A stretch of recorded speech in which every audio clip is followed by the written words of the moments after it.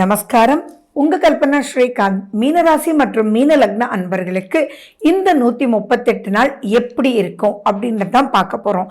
இந்த 138 நாள் ஸ்பெஷலா அப்படின்னா ரொம்ப ரொம்ப ரொம்ப ஸ்பெஷல்.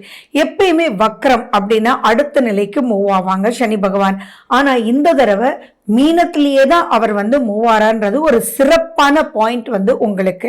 வக்ரம் அப்படின்னா என்ன? இயல்புக்கு மாறிய நிலை அப்படின்றது தான் அர்த்தம். ஜென்ம சனியில இருக்கீங்க. அப்ப அந்த ஜென்ம சனி கொடுக்கக்கூடிய நெகட்டிவ் எல்லாமே உங்களுக்கு பாசிட்டிவா ஆக போகுது. மீன ராசி அப்படின்னாலே நேசம் பாசம் அப்படின்றது உங்ககிட்ட தான். ஸோ தேடி தேடி மற்றவங்களுக்கு நன்மை பண்ணக்கூடியதுக்கு உண்டான ரிசல்ட்ஸ் இப்ப நீங்க பார்க்க போறீங்க. குதூகலமா பல விஷயங்கள் நீங்க ஜெயிக்க போறீங்க அப்படின்றத நீங்க நம்பிதான் ஆகணும். 138 நாளுக்கு அப்புறம் என்னென்ன நீங்க அப்படி பார்த்தீங்க, என்னென்ன சந்தோஷப்பட்டீங்க, என்னென்ன அச்சீவ் பண்ணீங்க, என்னென்ன உங்க மன நிம்மதியை கொடுத்தது அப்படின்றத நீங்க கமெண்ட் பாக்ஸ்ல சொல்லுங்க. சரி, உங்களுக்கு எப்படி இருக்கும் அப்படின்னா, முதல்ல உங்களுக்குள்ள ஒரு தயக்கம் இருக்கும் இல்லையா? எப்பயுமே மீனராசி அன்பர்கள் மற்றவங்களுக்கு என்ன வேணாலும் போய் செய்வாங்க. ஆனா அவங்களுக்கு ஏதாவது வேணும் அப்படின்னா ஒரு தயக்கத்திலேயே இருப்பாங்க. அப்படிப்பட்ட தயக்கம் எல்லாம் போய் நீங்க கரெக்டா என்ன வேணுமோ அது உங்களுக்கு வேண்டிய உங்களுக்கு தெரியப்படுத்தி ஆட்டோமேட்டிக்கா அவங்க உங்களை தேடி என்னடா இது கூட கேட்க மாட்டியாடா போடா அப்படின்னு சொல்லிட்டு முன்னாடி இருந்து உங்களை கைப்பிடிச்சு அனைத்து பிரச்சனையும் தீர்க்கக்கூடிய ஒரு அற்புதமான ஒரு காலகட்டம்.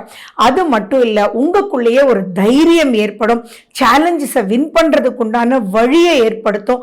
அதனால ஆட்டோமேட்டிக்கா உங்களுக்கு வழி பிறக்கும்ன்றதுதான் முக்கியமான பாயிண்ட்.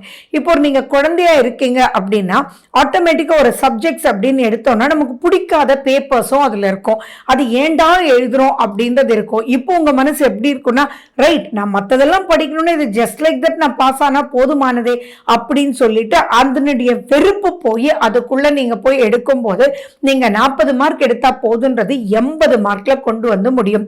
நிறைய அரியர் வச்சிருக்கீங்க, என்ன பண்றதுன்னே தெரியல, அரியரை கிளியர் பண்ண முடியுமா அப்படின்னா இப்போ இந்த ஜூலை 13 இருந்து நவம்பர் 17 நீங்க அரியர்ஸ் எழுதுனீங்க அப்படின்னா ஆச்சரியமா, ஏன் 10 அரியரே இருக்கட்டுமே, அத்தனை அரியரும் 1 அட்டம்ப்ட்ல உங்களுக்கு முடிகிற மாதிரி இருக்கும். சரி, அரியர் வச்சு பாஸ் பண்ணி வேலை கிடைக்குமா அப்படின்னா கண்டிப்பா இப்ப தேடி உங்களுக்கு கொடுப்பாங்க.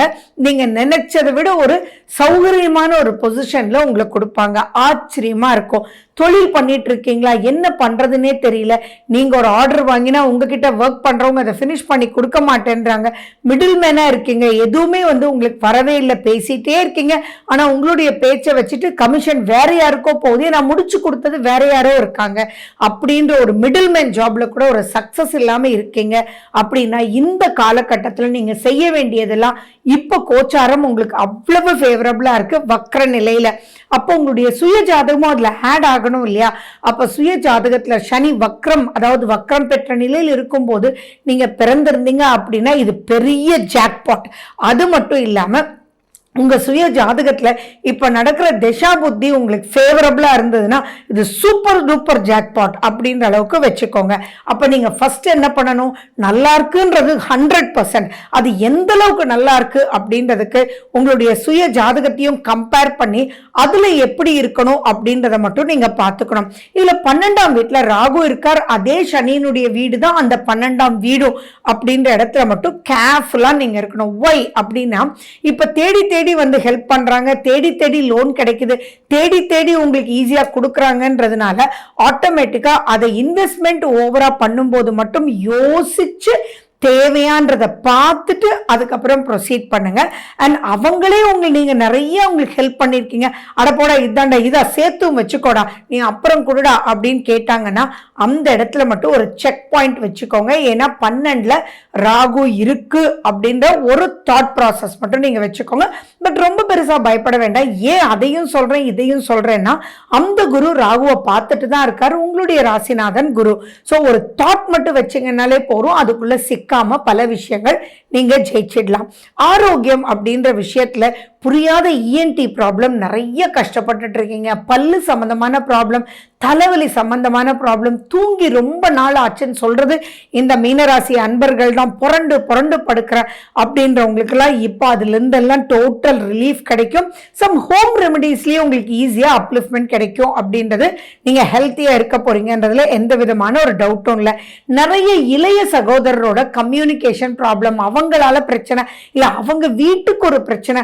ஏன்னா உங்களால நீங்க எதெல்லாமே விட்டு கொடுத்துருவீங்களே, அப்படி இருக்கும்போது உங்களால பிரச்சனை இல்லைன்னா அவங்க பிரச்சனையை தீர்க்கவே முடியலன்றவங்களுக்கு எல்லாம் இப்ப நீங்க முன்னாடி இருந்து உங்க இளைய சகோதர சகோதரிகளுக்கு இருக்கக்கூடிய பிரச்சனைகளை நீங்க தீர்த்து வச்சுப்பீங்க.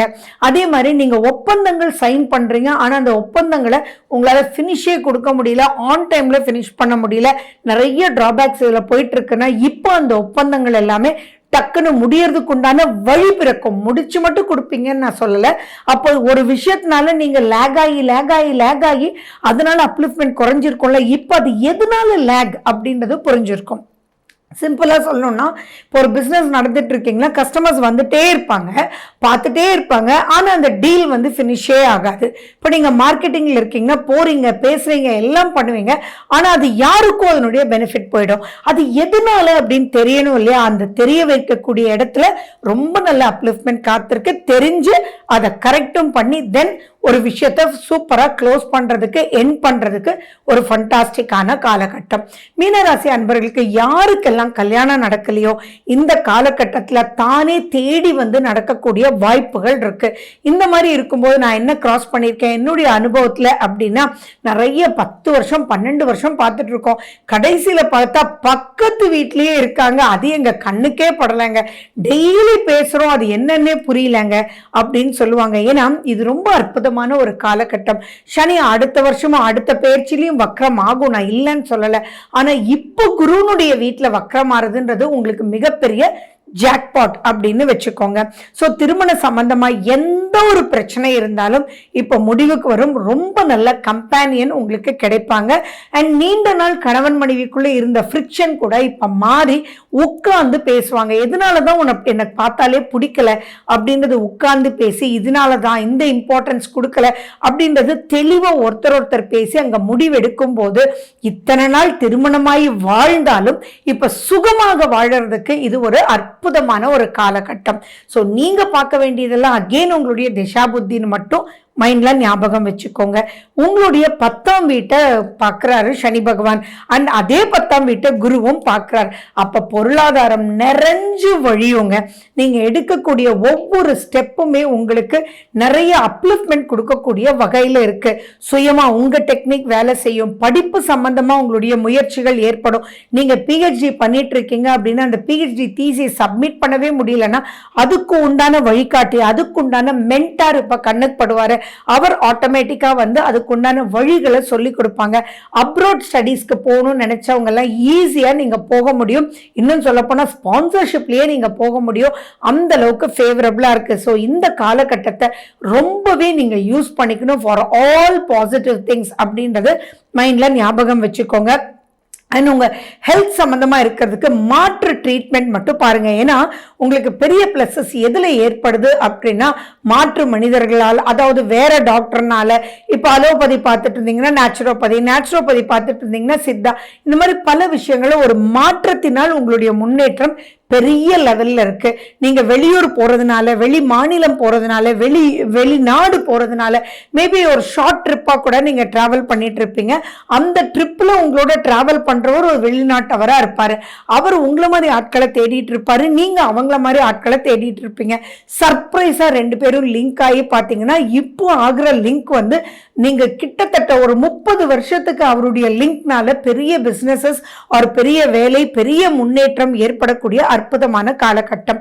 இன்னொன்னு முக்கியமா சொல்லட்டுமா, யாரெல்லாம் ஜாப்ல இருக்கீங்க ஆனா உங்களுக்கு பிசினஸ் பண்ணணும் அப்படின்ற ஆசை இருக்கு, ஆனா பிசினஸ்னா பயமா இருக்கு அப்படின்றவங்களுக்கு கூட இப்ப அதுக்குண்டான வழிகள் ஏற்பட்டு உங்களுடைய ஜாபோடையே சேர்ந்து அந்த பிசினஸ்க்கு உண்டான முயற்சிகள் எடுத்து அதுல அப்லிஃப்ட்மெண்ட் ஏற்பட்டு அதுக்கப்புறம் இந்த ஜாப் விடுறதுக்கு உண்டான பல சூட்சுமங்கள் இப்போ வந்து உங்களுக்கு ரொம்ப வழியும். ஸோ அந்த அளவுக்கு மீனராசிக்கு இருக்கு. உங்களுக்கே எப்படி இருக்கும்னா ஆச்சரியமா இருக்கும், ஜென்ம சனிலேயே இவ்வளோ சூப்பராக நடக்குது, என்னடா இது அப்படின்ற அளவுக்கு அந்த அளவுக்கு ஆச்சரியமா இருக்கும். ஸோ இந்த காலகட்டத்தை யூஸ் பண்ணிக்கோங்க, தைரியமா ஜெயிச்சிருங்க, மனசை தெளிவா வச்சிருங்க. இந்த காலகட்டம் உங்களுதே.